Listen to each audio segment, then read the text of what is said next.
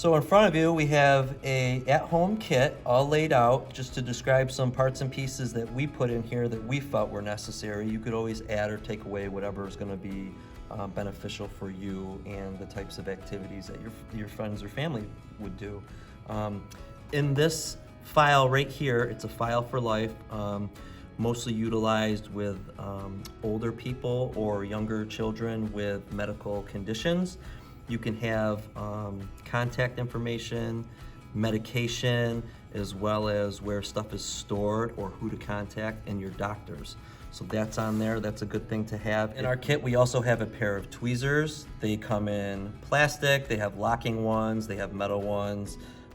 They are what they are. They're good for pulling splinters or whatever else might be stuck in a hand, leg, foot. Small shears, little cutting tool, anything you could cut if you had to cut a piece of clothing off. But basically for this kit, you're probably most likely going to use it for the different types of tape that you can hold in there. And this waterproof tape, as well as the gauze tape, work really well to get the gauze to stick to a wound. It's a little bit easier to use if you have a bigger cut than a Band-Aid. Thermometers are always good to have, good for taking temperature. One thing you could test for is if maybe there's a possible infection or there's just an illness going around. A lot of different bandaging, all the way from little tiny Band-Aids up to big rolled gauze. And you would just use whatever you needed to, and we would go back to the tape it on there and secure it. And like I said in the beginning of the video, you have already called 911, so you're dressing the wound until the paramedics get there and they can reassess the wound. Also, we have different ointments, so if you're gonna be helping out somebody with a wound, with their wound care, you're gonna wanna disinfect your hands as best as possible, as well as disinfect the wound before you wrap it, because we don't wanna cause an infection. We have a first aid guide to help walk you through it in case of a stressful situation. It's always good to practice before the emergency happens as well. Cold packs are very important to have in a first aid kit.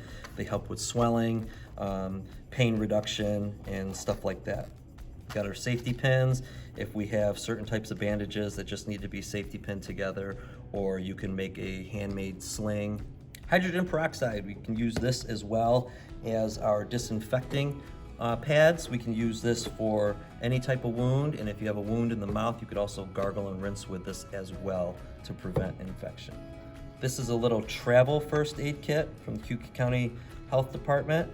You can take this with you, and if you're going on a hike or something like that, you can get a little case like this, throw in some Band-Aids, hand sanitizer for disinfecting, and then we have triple antibiotic ointment that we could put on the wound as well before we bandage it. Also have an overdose rescue kit. You can add that depending on the medications involved at home. It's always a good thing to have.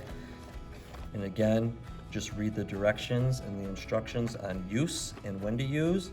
And you also need to know if it's within date.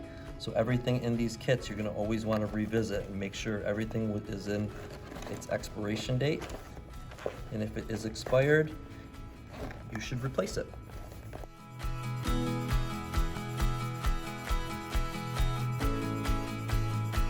I'd also like you to consider taking additional training, first aid, CPR, Narcan training, so that you are better prepared for an at-home emergency.